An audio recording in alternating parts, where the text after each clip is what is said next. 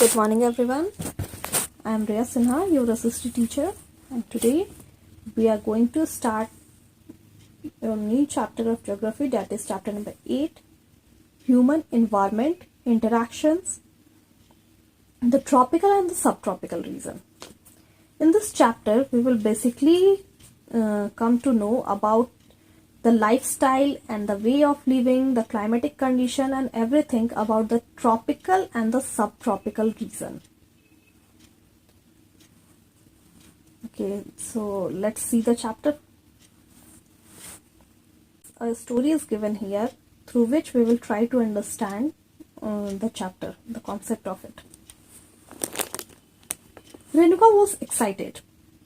Shrikant uncle was home after a gap of nearly 4 months. He was a wildlife photographer and travelled widely. Renuka's interest in wildlife and forest began at an early age, when her uncle introduced her to books on nature. Pictures of distant lands and people who lived there always fascinated her. Renuka was excited because her uncle, her Shrikant uncle, was home after 4 months. He was a wildlife photographer, so Renuka's interest in wildlife and forest began at an early age when her uncle introduced her to books on nature. So she always fascinated by these things. In these pictures, Renuka, you can see people from different parts of the world. Some from dry deserts, some from frozen lands, and some from hot wet rainforest. They look so different from me, observed Renuka. When her uncle, Shrikant uncle, introduced her with different types of people who used to live in different parts of the world, then she observed that they look so different from each other and even from Renuka. So they may look different, but they share the same basic needs of life: food, clothing and shelter. Obviously, if we are not looking similar, it doesn't mean that we are totally different. Some of the common things are still there. We all need air to live. We all need water to live. So these are some basic things that we all need.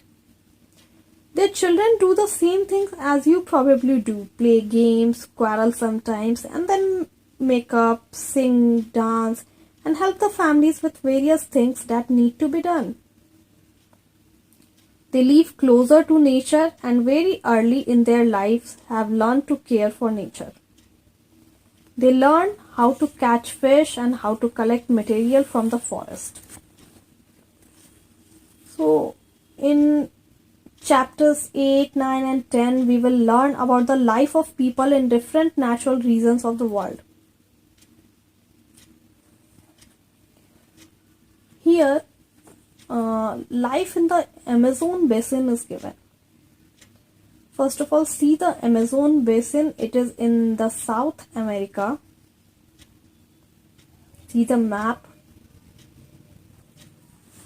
It is a part of South America. The area from which the Amazon River used to flow, known as Amazon Basin. Basically, when Spanish explorers discovered the Amazon River, they were attacked by a group of local tribes wearing headgears and grass skirts.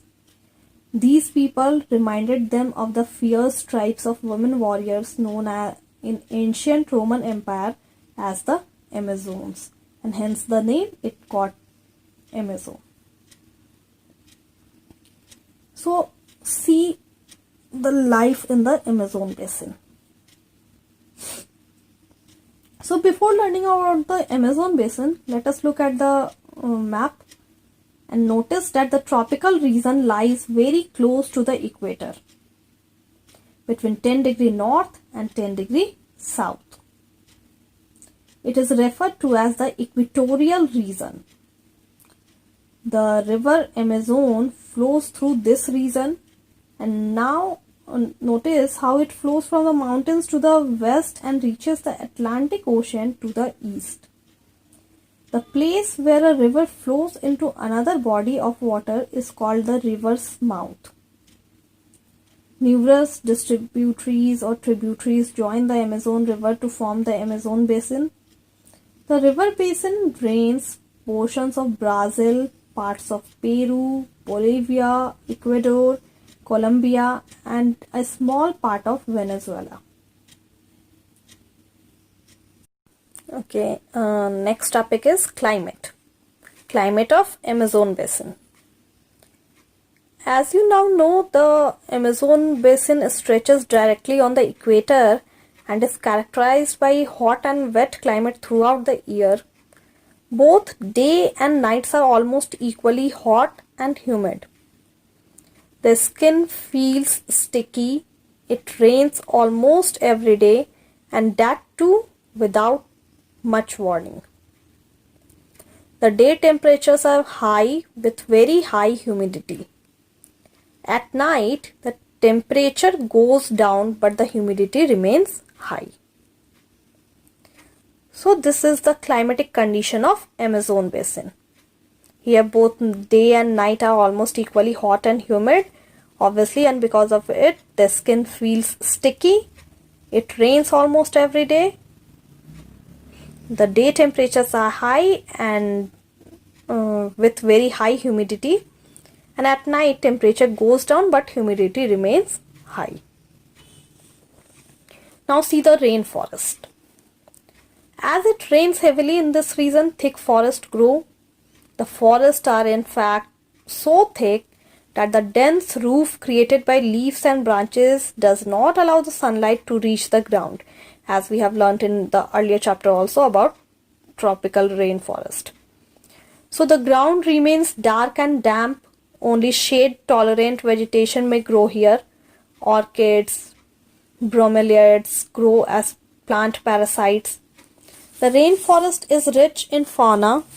Birds such as toucans, hummingbird, bird of paradise with their brilliantly colored plumage, oversized bills for eating make them different from birds we commonly see in India.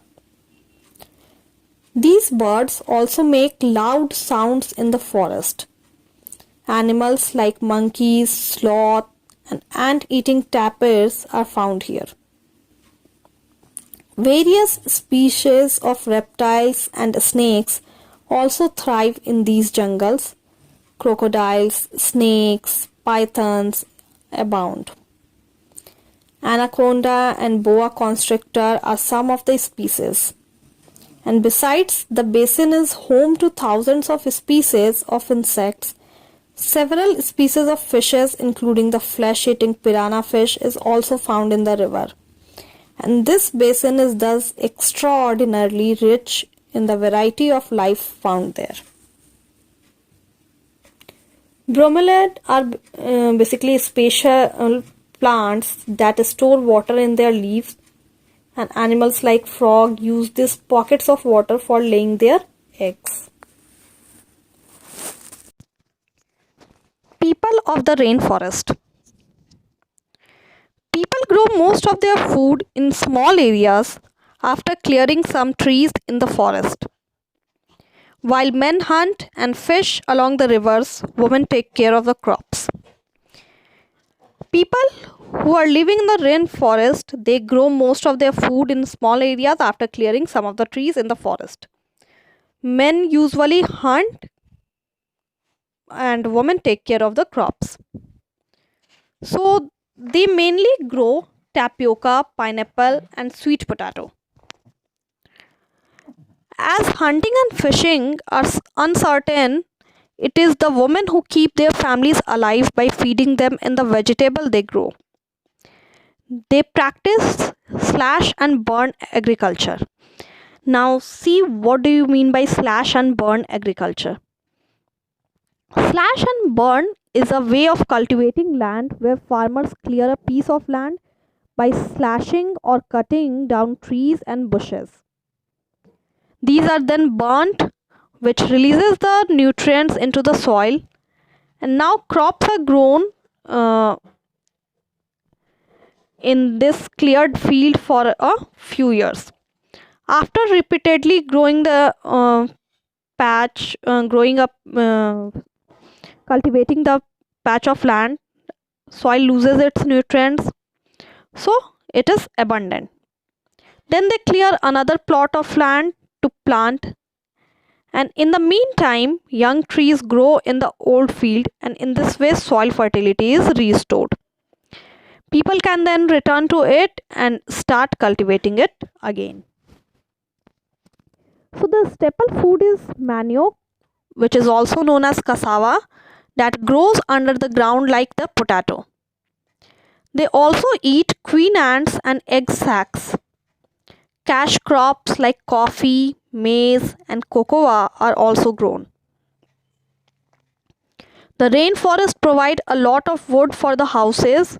Some families live in thatched houses shaped like beehives. There are other large apartment like houses called maloka with a steeply slanting roof. Life of the people of the Amazon basin is slowly changing. In the older days, the heart of the forest could be reached only by navigating the river. In 1970s, the Trans-Amazon Highway made all the parts of the rainforest accessible. Aircrafts and helicopters are also used for reaching various places.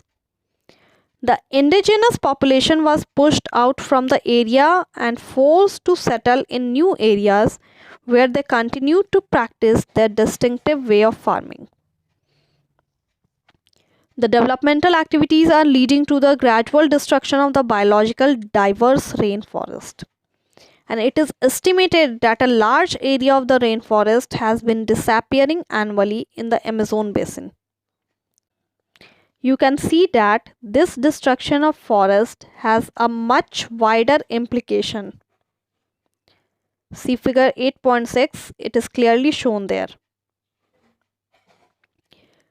In the first picture, see a lot of trees are there. In the second picture, some developmental activities were shown.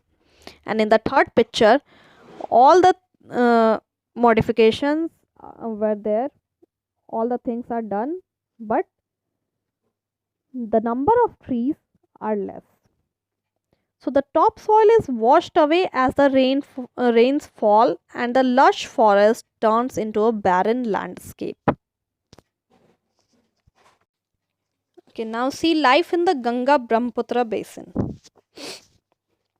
The tributaries of rivers Ganga and Brahmaputra together form the Ganga Brahmaputra basin in the Indian subcontinent. You can see the map even. It is given there. Figure 8.8. The basin lies in the subtropical region that is situated between 10 degree north to 30 degree north latitudes. 10 degree north to 30 degree north is the latitudinal position of Ganga Brahmaputra basin. The tributaries of the river Ganga like the Ghagra, the Son, the Chambal, the Gandak, the Kosi and the tributaries of the Brahmaputra drain it. The plains of the Ganga and the Brahmaputra, the mountains and the foothills of the Himalayas and the Sundarbans delta are the main features of this basin. Oxbow lakes dot the plain area. The area is dominated by monsoon climate. The climatic condition of this area is monsoon type. So the monsoon brings rains from the mid-June to mid-September. The summers are hot and the winters cool. The basin area had varied topography also. The environment plays a dominant role in the distribution of the population. The mountain areas with steep slopes have inhospitable terrain. Therefore, less number of people live in the mountain areas of the Ganga Brahmaputra basin. The plain area provides the most suitable land for human habitation. The soil is fertile. Agriculture is the main occupation of the people where flat land is available to grow crops. The density of the population of the plains is very high and the main crop is paddy. Since cultivation of paddy requires sufficient water, it is grown in the areas where the amount of rainfall is high.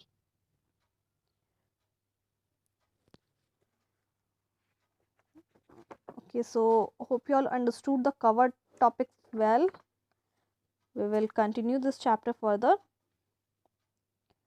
Till then, read the chapter properly and try to understand each and everything, whatever is whatever we have I have explained to you all. Thank you. Have a nice day.